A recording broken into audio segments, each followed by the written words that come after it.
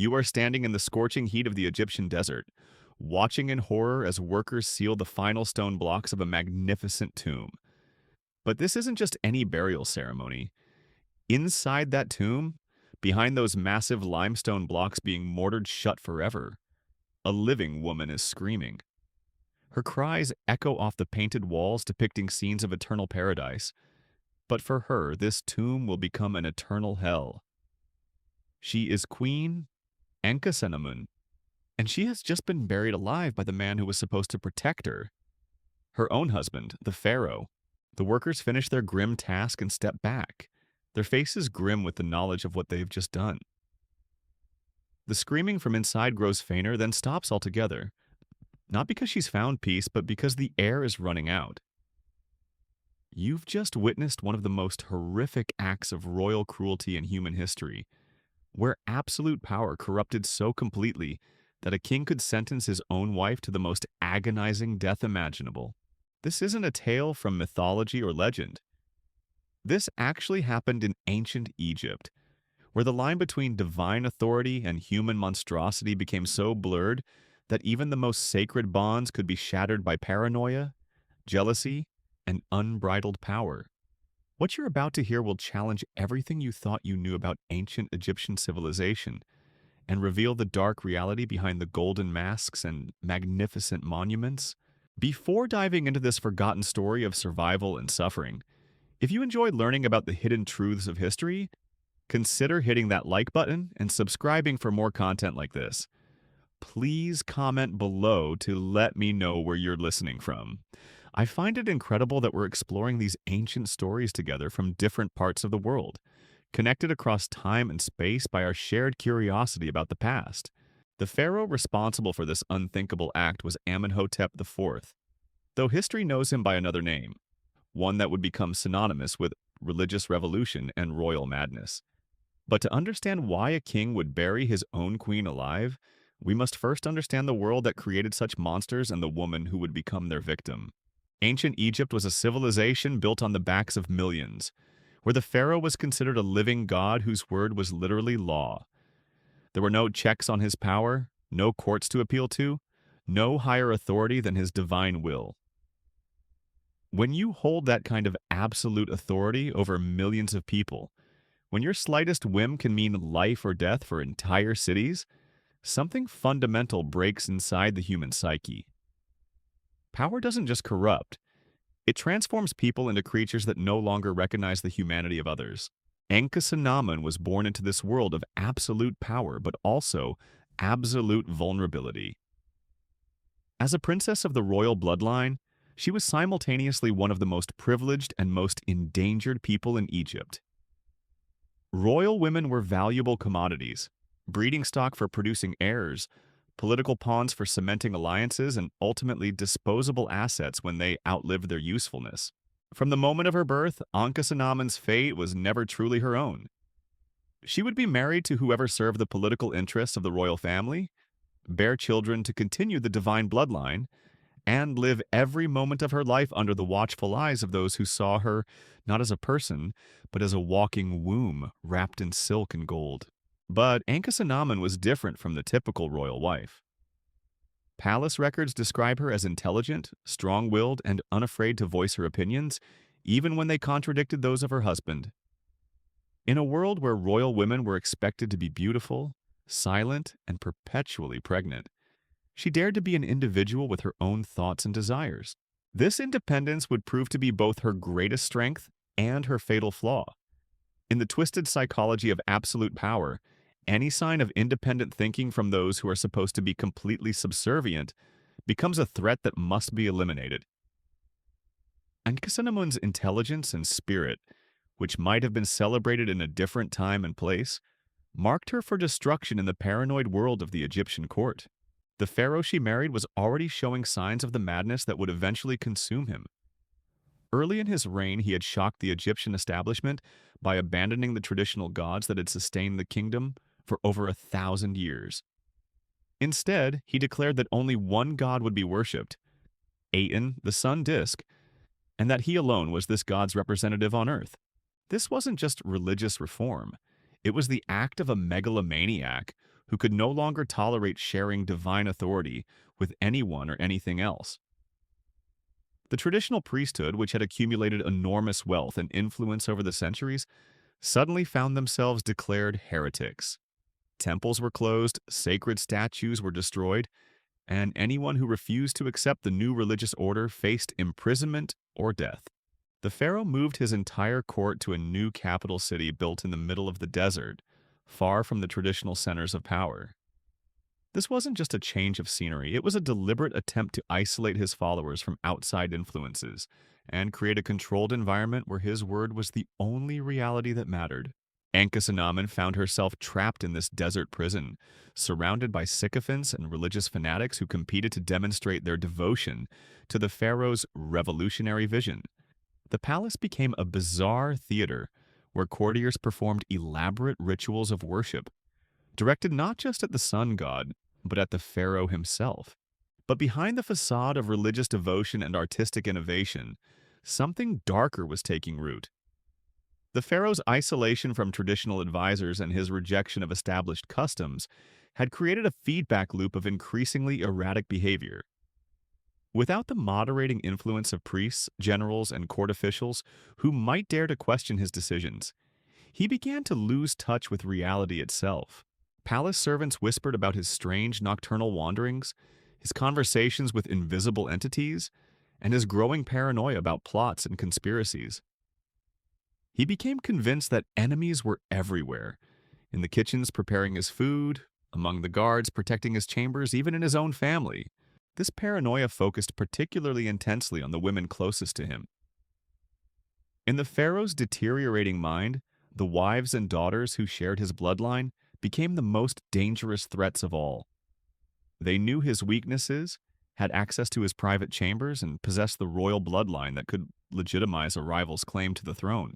Ankhesenamun watched her husband's transformation with growing horror and fear. The man she had married, whatever his flaws, had at least been recognizably human. What he was becoming defied description. A creature of pure ego and paranoia wrapped in the trappings of divine authority. She began to realize that her very existence had become a threat to his increasingly fragile sense of security. As his queen, she possessed knowledge about palace intrigues, access to potential conspirators, and the ability to influence court opinion. More dangerously, she had begun to question not just his policies, but his sanity. The first signs of her husband's deadly intentions came in small changes to palace protocol. Her personal guards were replaced with men whose loyalty was unquestionably devoted to the pharaoh alone. Her correspondence was monitored, her movements restricted, and her access to other members of the royal family severely limited. Ankhesenamun understood that she was being isolated, cut off from anyone who might protect her or help her escape whatever fate her husband was planning. But she also knew that any attempt to flee would be seen as confirmation of his paranoid suspicions, and would likely result in immediate execution. She found herself trapped in a nightmare of her own making, where her intelligence and independence, the very qualities that had once made her attractive to the pharaoh, now marked her as a threat that needed to be eliminated. Every conversation with her husband became a careful dance around his delusions, where a wrong word or expression could trigger violent rage. The palace staff began to avoid her, understanding instinctively that association with the queen had become dangerous. Servants who had once competed for the honor of serving her now found excuses to avoid her chambers. Even her own ladies-in-waiting grew nervous and distant, afraid that their loyalty to her would be seen as disloyalty to the pharaoh. As the months passed, Ankhesenamun realized she was living on borrowed time. Her husband's paranoid episodes were becoming more frequent and more severe. He had already ordered the execution of several court officials on charges of treason that existed only in his imagination. It was only a matter of time before his suspicions turned fully toward her. The queen began making desperate preparations for what she suspected would be her final days. She wrote letters to family members, though she knew they would likely never be delivered. She gave away precious possessions to servants who had remained loyal, understanding that these gifts might be the only inheritance she could leave behind. Most importantly, she tried to document what was happening in the palace. The madness she was witnessing, the innocent people being destroyed by her husband's paranoia, and the systematic dismantling of everything that had made Egyptian civilization great. She hoped that someday someone would find these records and understand the truth about what had happened during these dark years. But even as she prepared for the worst, Ankhesenamun couldn't have imagined the specific horror that her husband was planning for her. In his twisted mind, simply having her executed wouldn't be sufficient punishment for her perceived betrayal. He wanted her to suffer as he believed she had made him suffer, slowly, helplessly, and in complete isolation from anyone who might offer comfort or aid. The pharaoh had decided that his wife would be buried alive. The preparations for Ankhesenamun's living burial began in secret, hidden from even the most trusted palace officials. The pharaoh's madness had reached such depths that he convinced himself this horrific act was not just justified, but divinely ordained. In his fractured mind, burying his wife alive would serve as both punishment for her imagined betrayals and a demonstration to the gods of his absolute devotion to divine justice. He summoned his most loyal architect, a man named Senenmut, who had overseen the construction of several royal tombs. The pharaoh's instructions were delivered in the same calm tone he might use to discuss the weather. He wanted a special chamber constructed, one designed not for the peaceful rest of the dead but for the prolonged suffering of the living. The chamber would need to be soundproof, he explained, to prevent the queen's cries from disturbing the sacred atmosphere of the tomb complex. It should have enough air to sustain life for several hours, but not enough for survival. Most chillingly, it should include small viewing holes that would allow the pharaoh to observe his wife's final moments, to watch as she realized the full horror of her situation and slowly succumbed to suffocation. Senenmut listened to these instructions with growing revulsion, but he knew that refusing would mean his own death. The architect had witnessed what happened to those who defied the pharaoh's commands, no matter how insane they might be. He nodded respectfully and promised that the chamber would be ready within the month. As construction began on what would become Ankhesenamun's tomb, the pharaoh's behavior toward his wife underwent a disturbing transformation. Gone were the suspicious glances and paranoid accusations. Instead, he became almost tender with her, speaking softly and bringing her gifts of jewelry and fine clothing. This sudden kindness was more terrifying than his previous hostility because Ankhesenamun recognized it for what it was, the false compassion of an executioner trying to calm his victim before the final blow. The queen understood that her husband's newfound gentleness meant her fate had been sealed. Whatever he was planning, the decision had already been made, and he could afford to be kind because he knew she posed no further threat to him. This realization filled her with a cold dread that no amount of silk robes or precious ornaments could warm. She began to notice other ominous changes in the palace routine. Workers appeared at odd hours, carrying stone blocks and construction materials toward a section of the royal necropolis that had previously been unused. Guards were positioned at new locations, creating barriers that prevented anyone from observing what was happening in that area. Most tellingly, preparations began for what palace officials described as a special ceremony, one that would demonstrate the pharaoh's commitment to divine justice. Ankhesenamun tried desperately to discover what fate awaited her, but the conspiracy of silence surrounding her husband's plans was complete. Servants who had once gossiped freely now spoke in whispers and fell silent whenever she approached.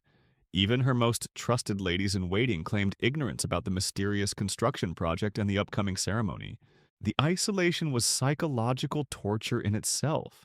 Surrounded by people who knew exactly what was going to happen to her, but refused to offer even a word of warning or comfort, Ankhesenamun felt like she was already dead, a ghost haunting her own life while everyone around her pretended she still existed. As the construction neared completion, the pharaoh's excited anticipation became increasingly obvious. He would disappear for hours at a time, presumably inspecting the progress of his secret project. When he returned, his eyes held a gleam of satisfaction that made Ankhesenamun's blood run cold.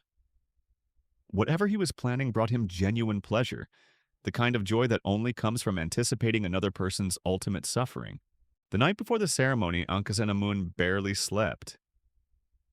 She lay in her bed listening to the sounds of the palace around her. Footsteps in corridors, whispered conversations, the distant clatter of preparations being made for what everyone except her knew would be her execution. The familiar sounds that had once provided comfort now felt like a countdown to her doom. When morning came, servants arrived to prepare her with unusual care. They bathed her in perfumed water, dressed her in the finest burial garments, and adorned her with jewelry fit for a goddess. The irony wasn't lost on her. She was being prepared for her own funeral while still breathing.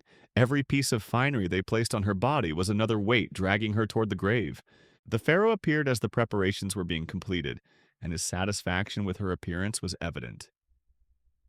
He nodded approvingly at the servant's work, as if he were inspecting a sacrifice being prepared for the gods.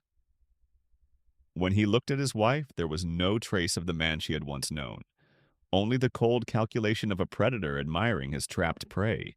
He explained that she would be participating in a special religious ceremony, one that would demonstrate her devotion to the new order he had established. She would be sealed in a sacred chamber where she could commune directly with the gods and receive divine visions. It would be, he assured her, the greatest honor any queen had ever received. Ankhesenamun listened to these lies with the numbness that comes from accepting the inevitable.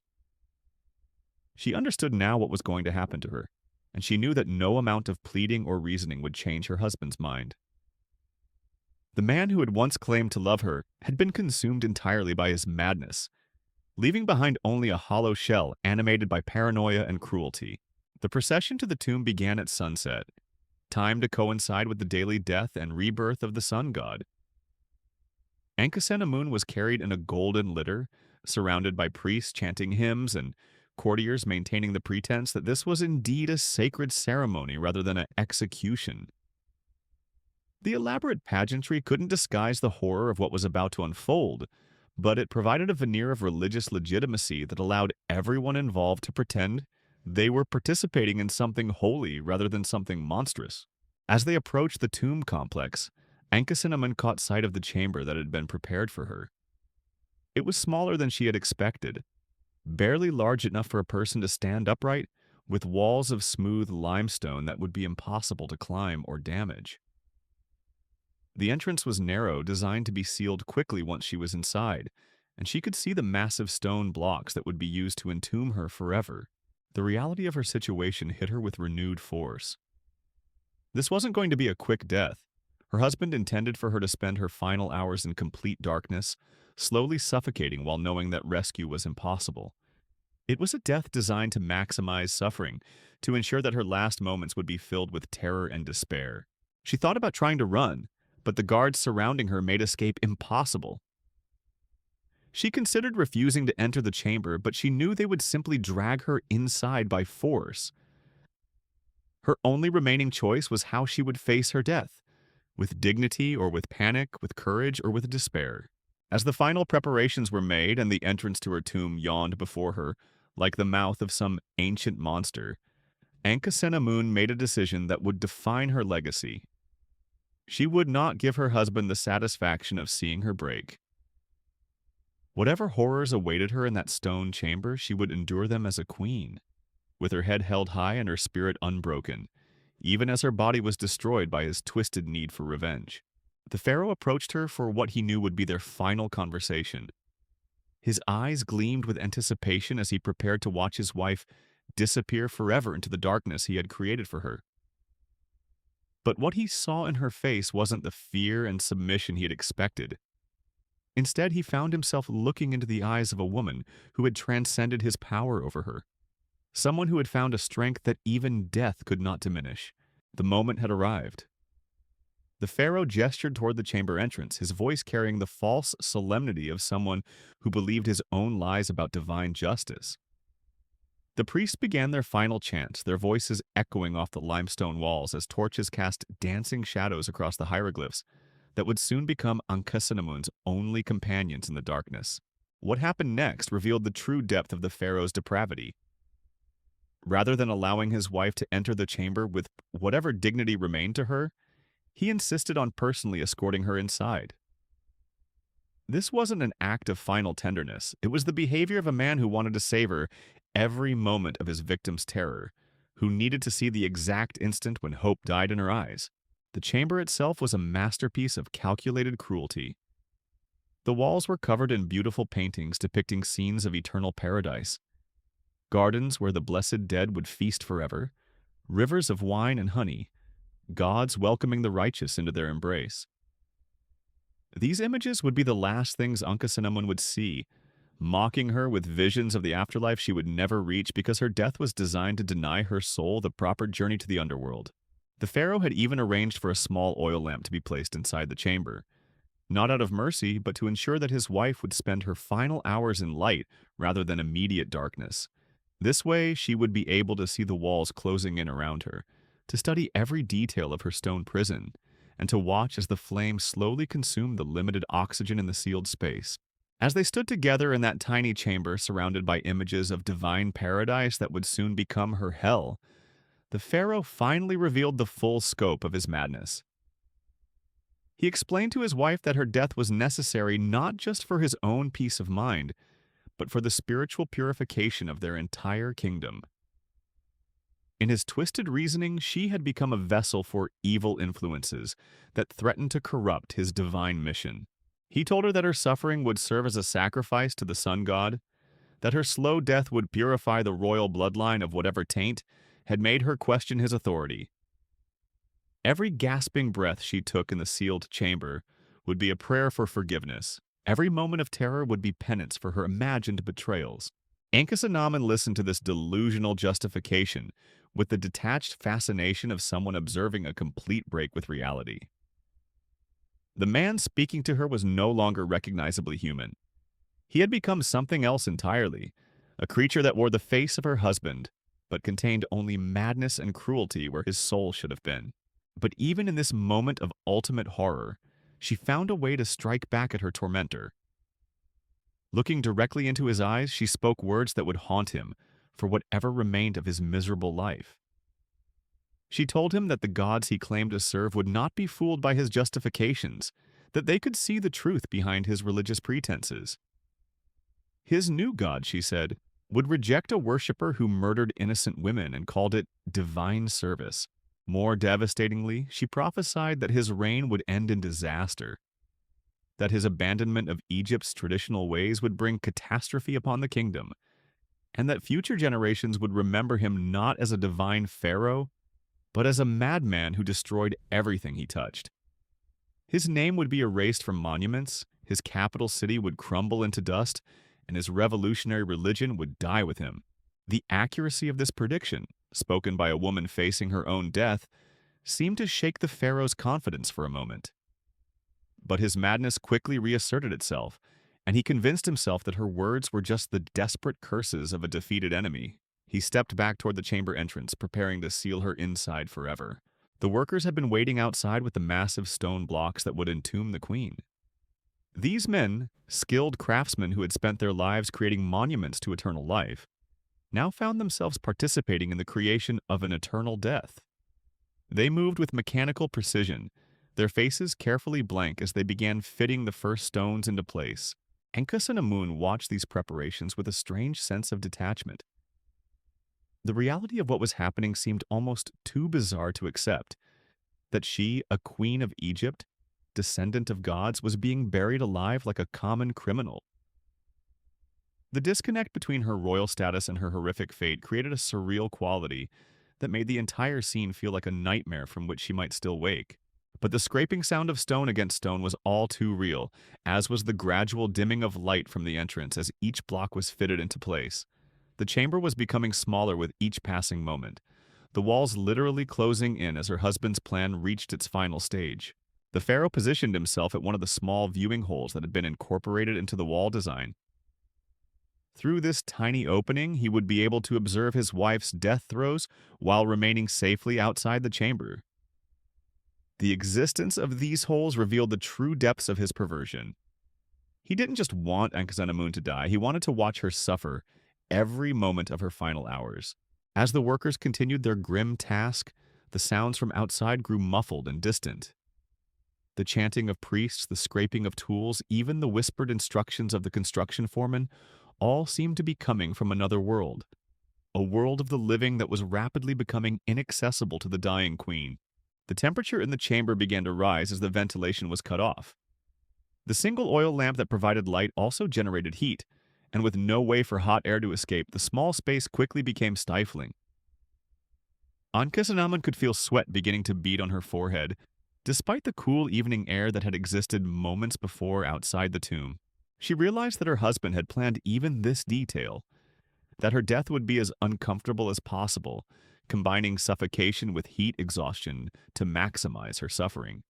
Every aspect of the chamber had been designed with her torment in mind, from the lack of ventilation to the mocking images of paradise painted on walls she could never escape. The sound of the workers grew fainter as more stones were fitted into place. Soon, only a small gap remained at the top of the entrance, just enough space for the pharaoh to continue observing her through his viewing hole, but not enough for any meaningful amount of air to circulate. The chamber was becoming a sealed box, and she was the living contents being packaged for delivery to whatever afterlife awaited those who died in such unnatural circumstances. In these final moments before complete entombment, Ankhesenamun made a decision that would define how she spent her remaining time. Rather than giving in to panic or despair, she chose to use her last hours to preserve some record of what had happened to her. Using a piece of jewelry that contained a sharp edge, she began scratching words into the soft limestone walls. Her message was simple but devastating, a record of her husband's madness, his abandonment of traditional Egyptian values, and his transformation from a king into a monster. She carved her own name and the date of her murder, ensuring that future archaeologists who might discover the chamber would understand that she had been buried alive by the pharaoh himself. More importantly, she used her final words to curse her husband and his revolutionary religion. Drawing on the ancient formulas that every royal child learned, she called upon the traditional gods of Egypt to witness her murder and to exact appropriate revenge upon the man who had committed it. These weren't empty threats. In Egyptian belief, the words of a dying person carried special power, and the curse of a murdered queen would be particularly potent. The pharaoh, watching through his viewing hole, could see her scratching at the walls, but couldn't make out what she was writing. His excitement at observing her death was tinged with nervousness about what message she might be leaving behind. But it was too late to stop her. The chamber was nearly sealed, and opening it again would ruin the carefully planned execution.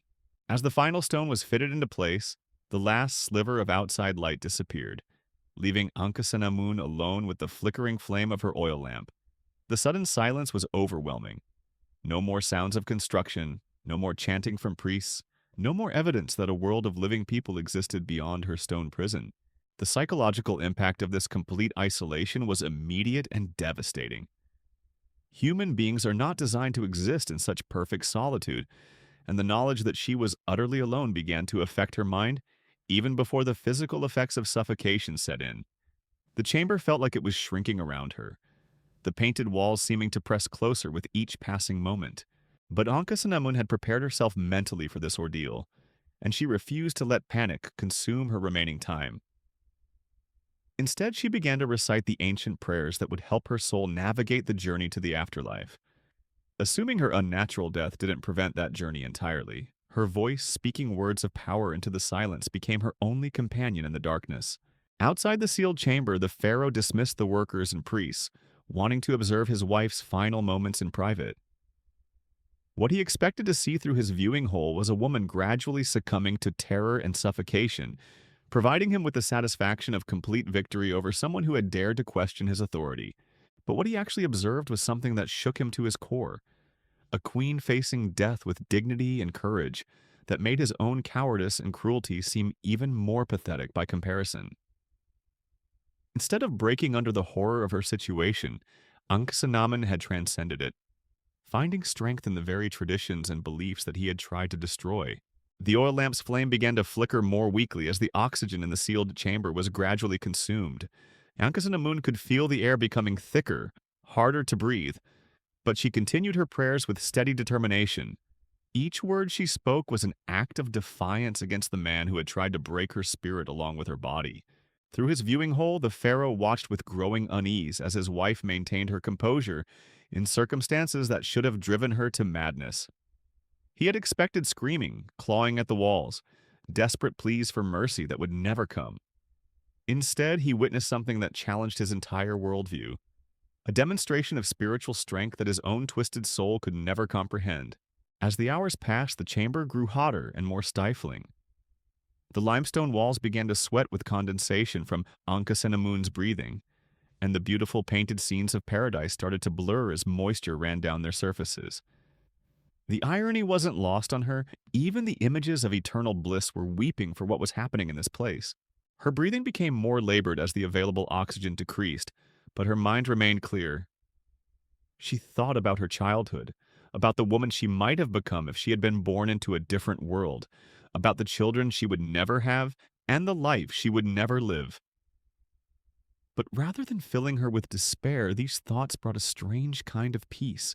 The pharaoh's excitement at watching her slow death was beginning to curdle into something else entirely.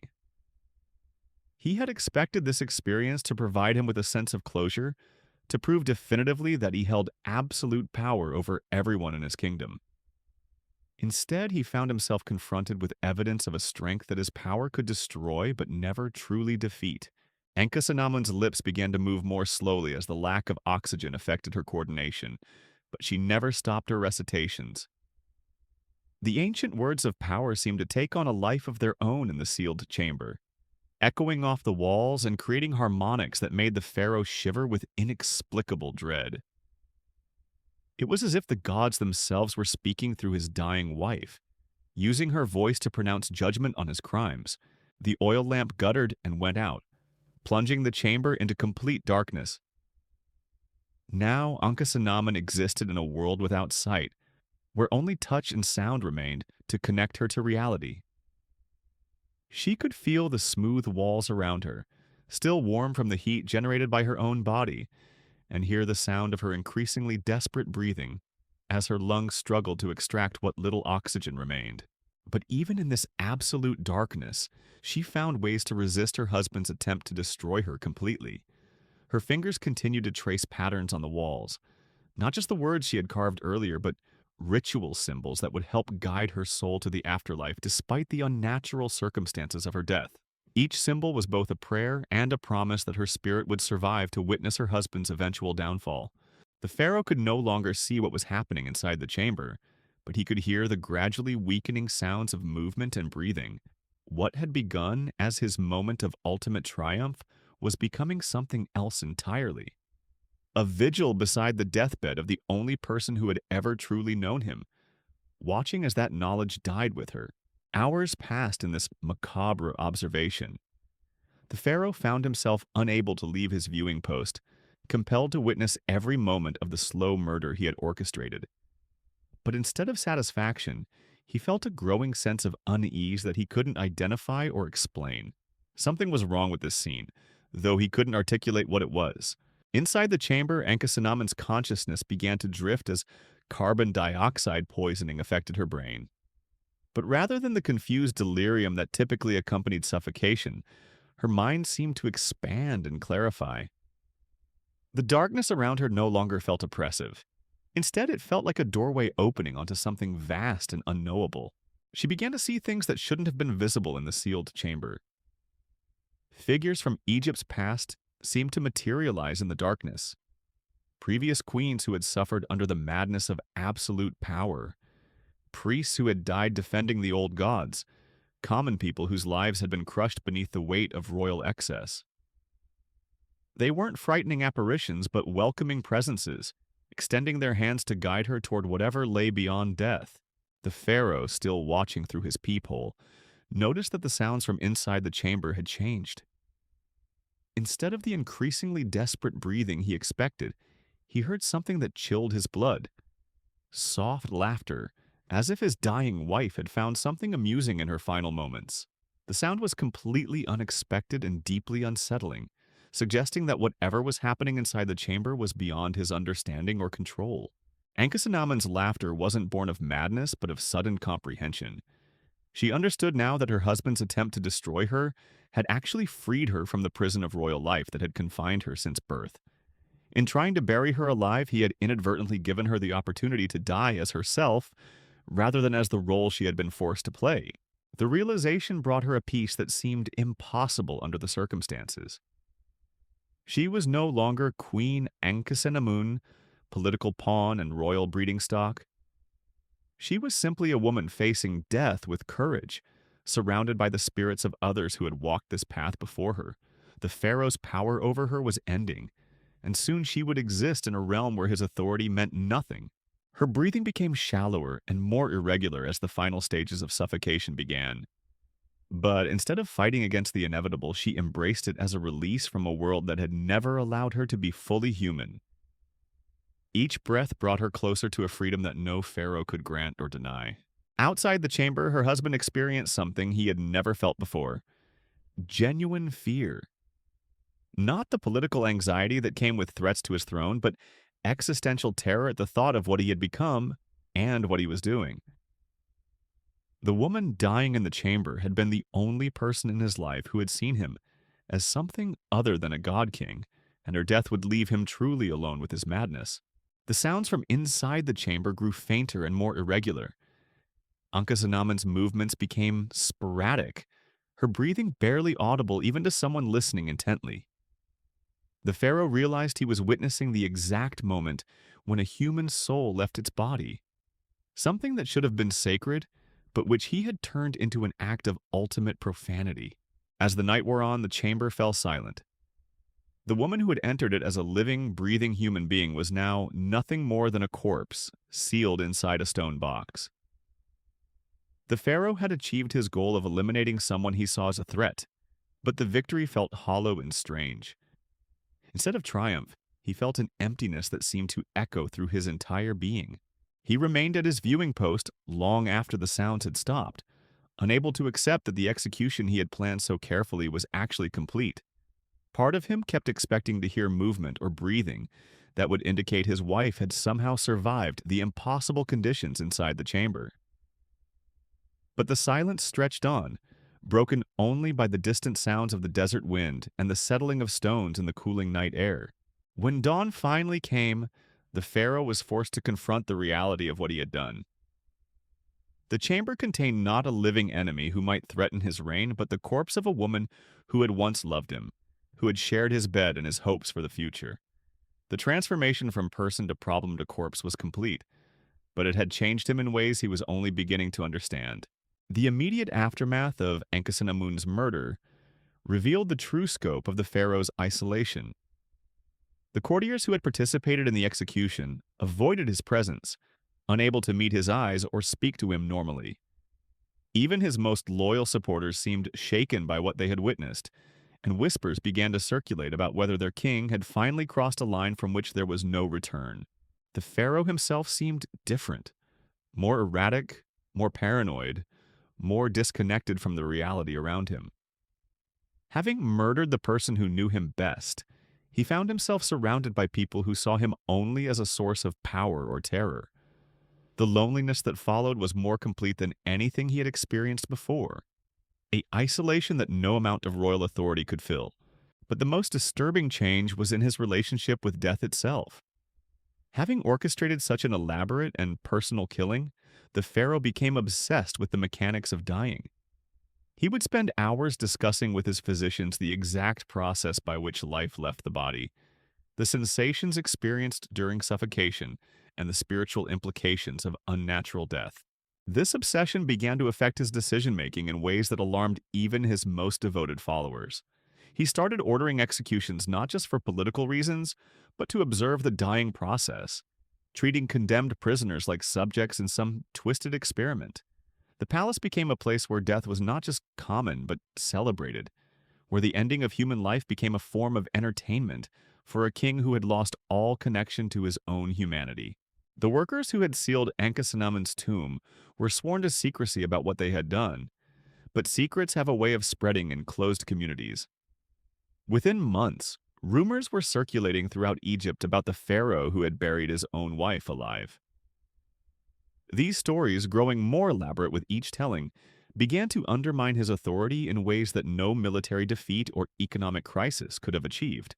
The traditional priests, already opposed to his religious reforms, seized upon these rumors as evidence that the pharaoh had been corrupted by evil forces.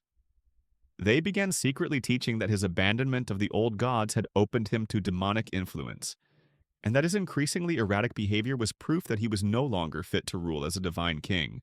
Even more damaging were the whispers among the common people, who had initially supported the pharaoh's reforms as a challenge to the established religious hierarchy. The story of a king who would murder his own wife suggested a level of cruelty that even the most oppressed peasant found shocking. The man they had seen as a reformer was revealed as something far worse than the corrupt priest he had replaced. The psychological impact on the pharaoh himself was becoming impossible to hide. Palace servants reported finding him talking to empty rooms, as if carrying on conversations with invisible companions. Some claimed to have heard him speaking in his wife's voice, as if she were somehow present and responding to his words.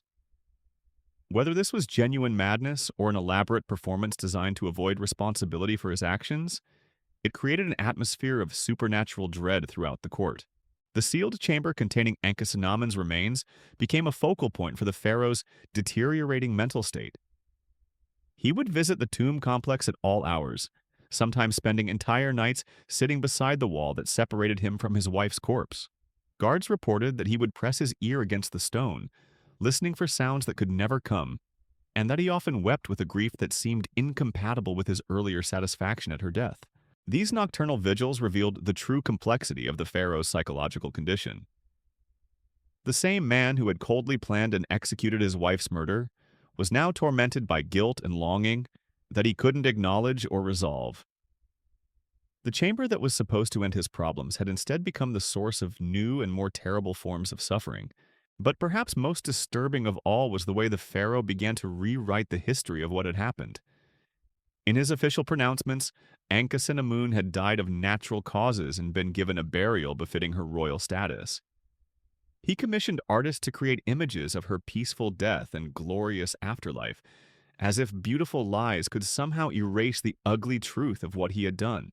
This revisionist project extended to the chamber itself, which he ordered sealed behind additional walls and hidden passages, designed to prevent its eventual discovery. The pharaoh seemed to believe that if he could make the physical evidence disappear, the crime itself would somehow be undone. But the truth has a way of surviving even the most determined efforts to bury it, and Ankhesenamun's story would eventually emerge to haunt not just her husband, but the entire civilization that had allowed such horrors to occur.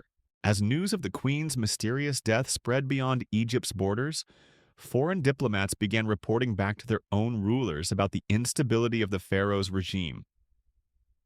The murder of a royal wife, whatever the official explanations, suggested a level of internal chaos that made Egypt an unreliable ally and a potentially vulnerable target for military aggression.